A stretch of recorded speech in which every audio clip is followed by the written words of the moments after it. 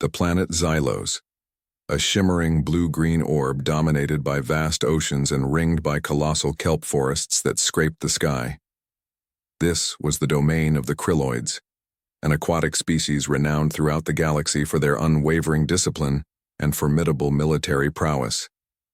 Their society was a symphony of calculated movements and rigid protocols, every aspect of their lives dictated by the tidal codex. Now, descending through Xylos's thick atmosphere in a rather unremarkable transport ship, was Agent 47. To the Krilloids, he was presented as a cultural exchange liaison from the Terran Confederacy. In reality, Agent 47 was a spy, tasked with infiltrating their ranks and uncovering the secrets of their most devastating weapon, the dread water cannon. As the transport docked in the capital city of Aquamarina, a sprawling metropolis of shimmering coral structures and pressurized walkways, Agent 47 couldn't help but feel a tad underdressed. Krilloid officers, clad in sleek bioluminescent armor, moved with an almost unsettling synchronicity. Each click of their chitinous claws on the metal floors echoed with militant precision. The air, thick with salt water and a strange metallic tang, filled Agent 47's lungs. He adjusted his ill-fitting diplomatic uniform and tried to emulate a sense of professional detachment. He thought to himself, well, this is just prime. I could be home watching reruns, but I am here playing dress-up with fish people. He was greeted by Commander Glar, a Krilloid officer whose stern gaze could probably crack reinforced glass. Agent 47, Glar's voice resonated through his translator, a deep guttural rumble. Welcome to Xylos. Your presence is anticipated. Agent 47 offered a disarming smile. Great to be here, Commander. Really looking forward to learning all about your unique culture. He paused, then added with a touch of faux enthusiasm. And of course, your impressive technological advancements. Glar's expression remained unchanged, as if smiling was a punishable offense under the tidal codex. Follow me. Your quarters have been prepared. Tomorrow you will begin your observations. As they moved through the city, Agent 47 took in the sights. Krilloid citizens performed their duties with robotic efficiency.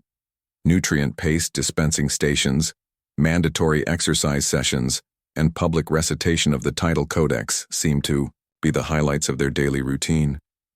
It all looked like one big chore to him. Agent 47 couldn't help but think that the Krilloids were taking this whole order and discipline thing a little too far.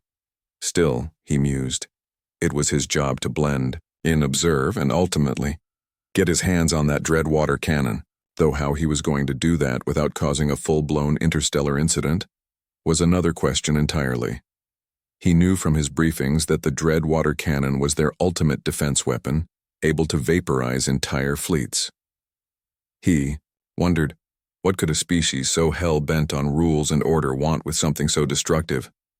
Maybe they just need a good party, he thought to himself. His observations of Krilloid customs grew even more peculiar as the days passed. They seemed utterly bewildered by the concept of leisure, avoided humor like the plague, and considered any deviation from the tidal codex a capital offense. Agent 47, on the other hand, found himself increasingly tempted to introduce them to the joys of practical jokes and recreational napping. He resisted, of course, knowing that such behavior would likely land him in a pressurized cell, or worse, become a test subject for some bizarre Krilloid experiment.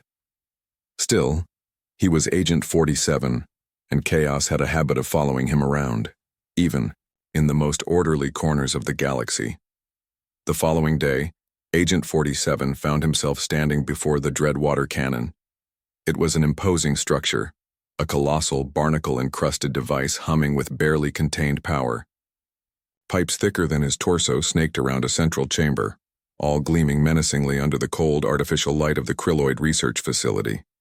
Commander Glar, ever vigilant, stood beside him, his multifaceted eyes narrowed in what Agent 47 could only assume was intense scrutiny. This, Glar announced, his voice echoing in the vast chamber, is the pinnacle of Krilloid engineering. The dread water cannon is capable of eradicating threats from unimaginable distances. Agent 47 circled the weapon, tapping on its armored plating with a disconcertingly casual air. "Impressive," he said, his voice laced with feigned awe. "Very pointy. So, how does this thing actually work?" Glar launched into a detailed explanation of the cannon's complex firing mechanism, rattling off technical specifications and equations that made Agent 47's head spin. Something about hydrogravitic compression, quantum entanglement targeting, and calibrated oscillation frequencies. It was all so complicated. Agent 47 listened with what he hoped was a convincing look of rapt attention, occasionally interjecting with seemingly innocent questions. "And this lever here?" he asked, pointing to a large red handle. "That's just for, safety?" Glar paused, his eyes narrowing further. "That lever initiates the primary energy discharge sequence. It is not to be touched unless under direct command." Agent 47 chuckled nervously. Right, safety first. Wouldn't want to accidentally, eradicate anything." He made a mental note to remember that lever.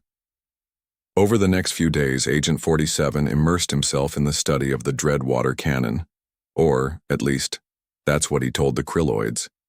In reality, he was spending most of his time poking around, fiddling with wires and asking increasingly bizarre questions.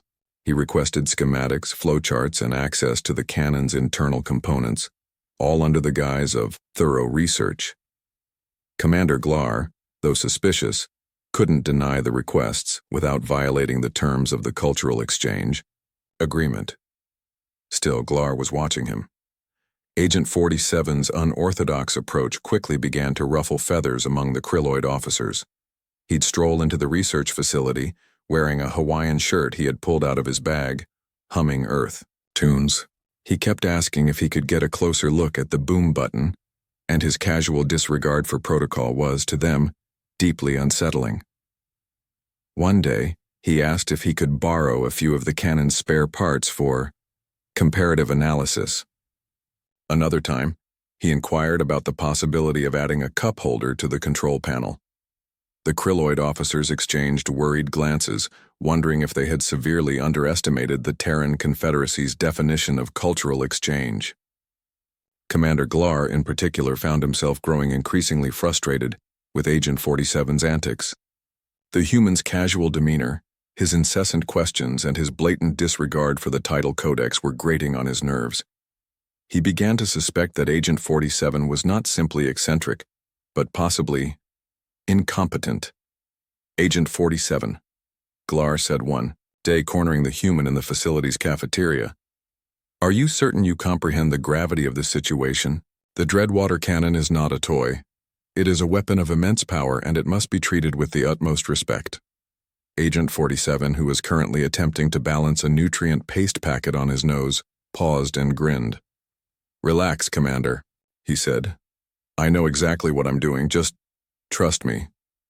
Glar stared at him, his multifaceted eyes filled with a mixture of suspicion and exasperation. Trust a human? It was a concept so alien to the Krilloid mind that it bordered on blasphemy. But he thought to himself, he can use this to his advantage. Little did the Krilloids know, Agent 47 was already putting his own, rather unique, plan into motion. And it involved a whole lot more than just comparative analysis and cup holders. He was changing the cannon, and not for the better in the eyes of the Krilloids. Agent 47 began his modifications under the watchful eyes of the ever-present Krilloid security. He'd request various tools and materials, each request more bewildering than the last. Things like industrial-grade tubing, a high-pressure carbonation system, and, most strangely, several tons of concentrated grape flavoring. The Krilloid engineers, utterly baffled, could only stare as Agent 47 meticulously disassembled parts of the Dreadwater Cannon. He replaced vital components with what appeared to be repurposed beverage dispensing equipment.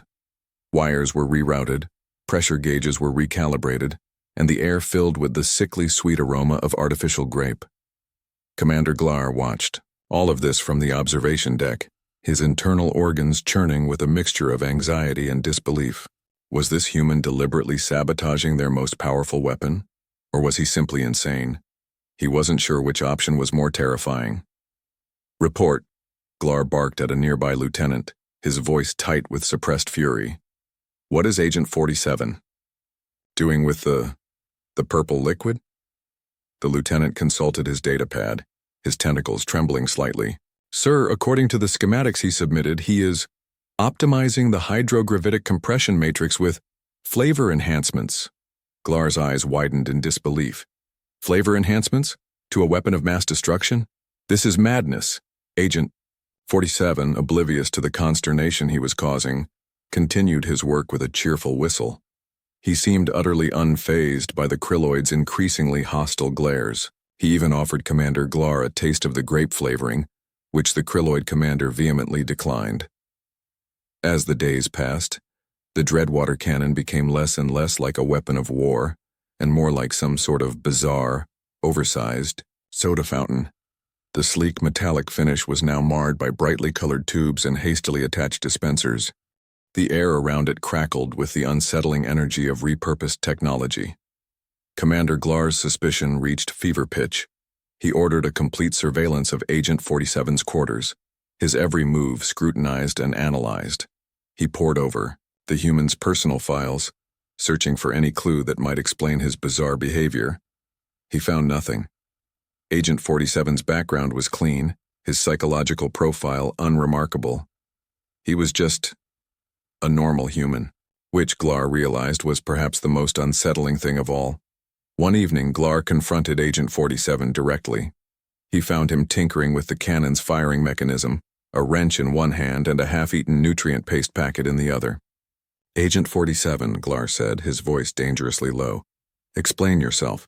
What exactly are you doing to the Dreadwater cannon?" Agent 47 looked up, startled. He grinned disarmingly. "Just a few minor adjustments, Commander, making it a little more user-friendly." Glar took a step closer, his multifaceted eyes burning with suspicion. "User-friendly? This is a weapon of mass destruction, not a recreational device." Agent 47 shrugged. "Well, that's one way to look at it," he said. "But I prefer to think of it as a source of refreshment." Glar stared at him speechless.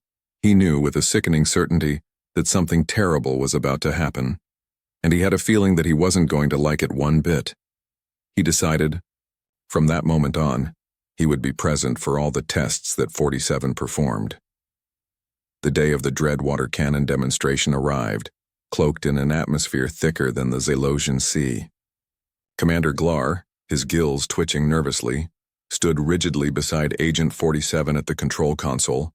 A throng of Krilloid officers filled the observation deck, their multifaceted eyes fixed on the weapon with a mixture of anticipation and dread. The target range, a desolate stretch of underwater terrain, awaited its imminent vaporization.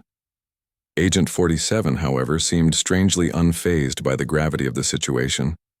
He bounced on the balls of his feet, adjusting the settings with a casual air that bordered on irreverent. "All right, Commander," he said, his voice echoing through the chamber. "Time to see what this baby can do." Glar swallowed hard, his tentacles clenching around his ceremonial trident. "Remember, Agent 47, he said, his voice strained. "Maximum power. We must demonstrate the cannon's full destructive capabilities." Agent 47 winked. "Oh, I intend to. Commander, I intend to." He gave Glar a thumbs up and initiated the firing sequence. A low hum filled the chamber as the Dreadwater cannon powered up. The energy levels surged, the lights flickered, and a palpable tension gripped the assembled Krilloids. Glar held his breath, bracing himself for the earth-shattering explosion that was sure to follow. Agent 47 pressed the launch button. Instead of a beam of searing energy, a deafening hiss erupted from the cannon's nozzle.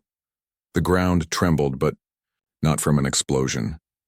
A thick purple stream shot forth, arcing across the target range with surprising speed.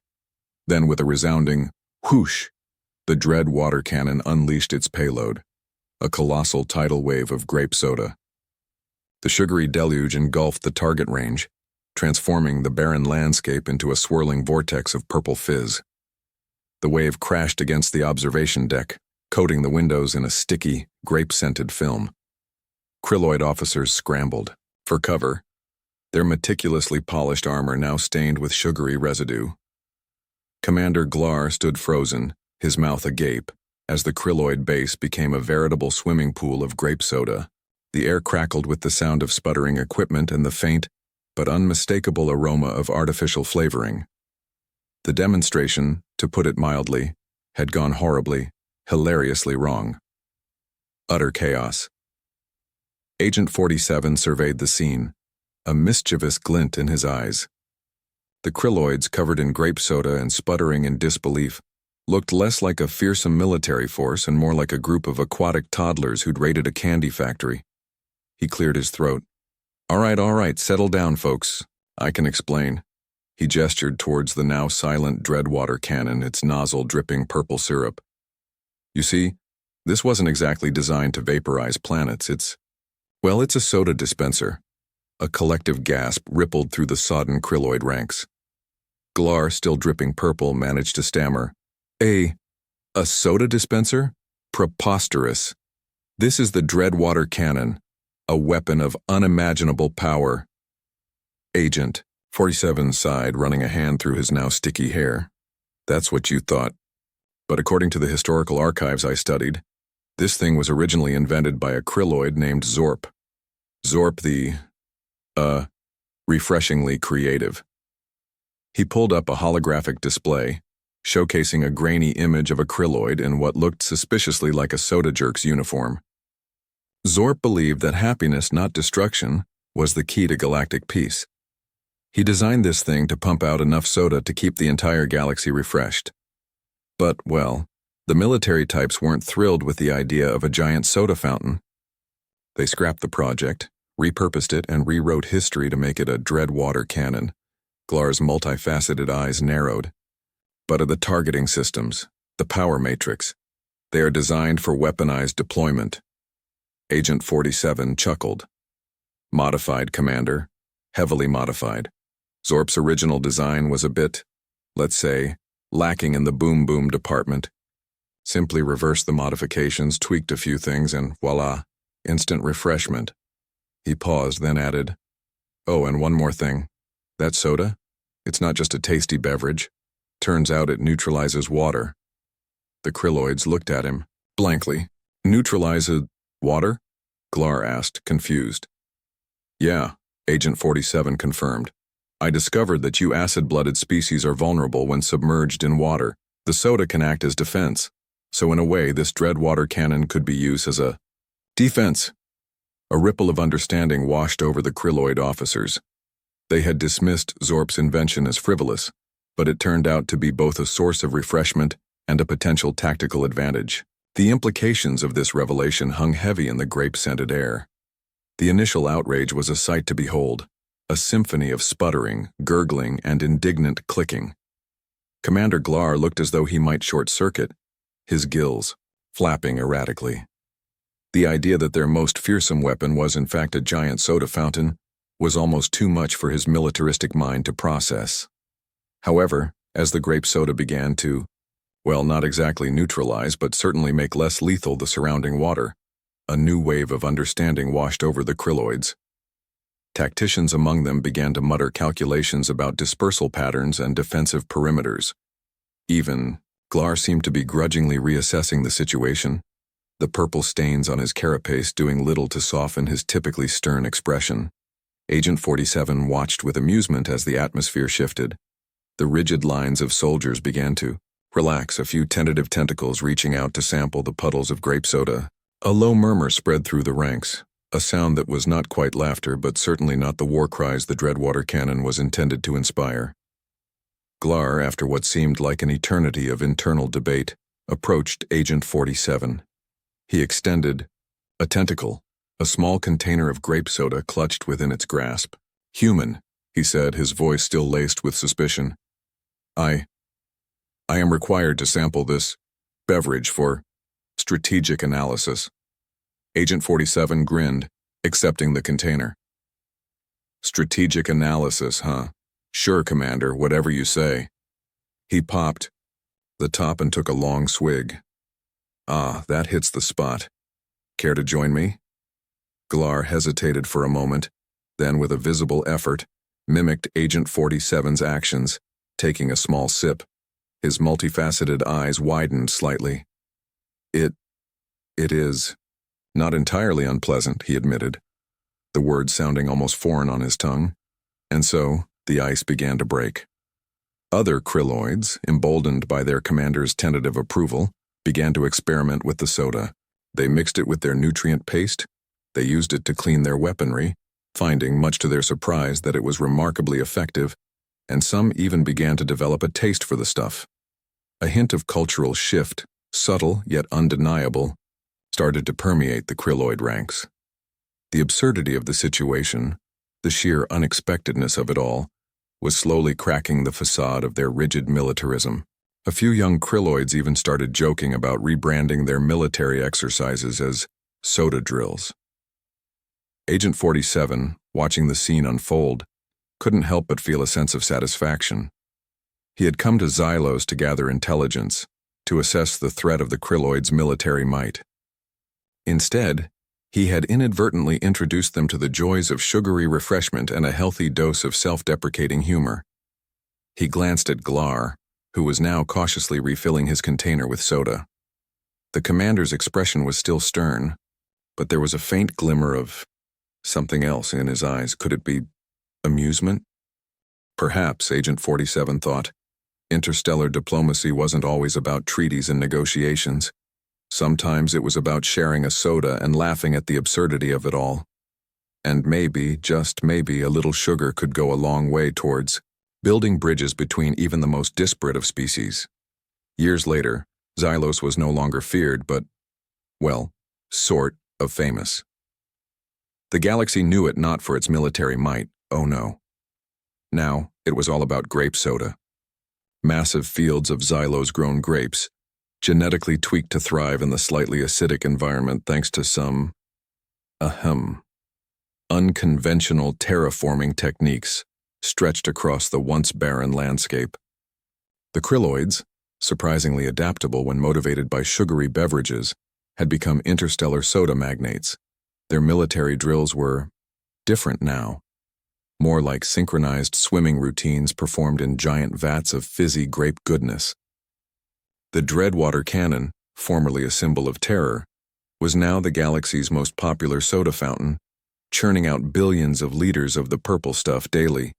And Agent 47? He was an honorary Krilloid. Brother of the Bubbles, they called him, a title he wore with a mixture of pride and amusement.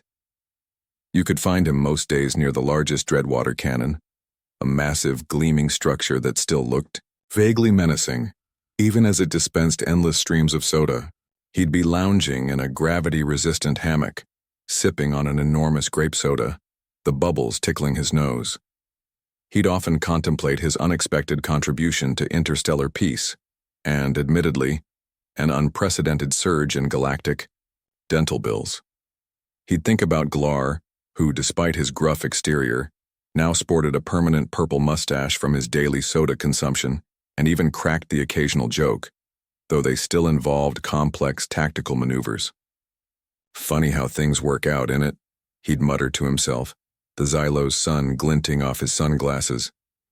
Came here to spy, ended up a soda jerk. Go figure. And as he took another long, satisfying swig, he couldn't help but smile. Maybe, just maybe, the universe had a sense of humor after all.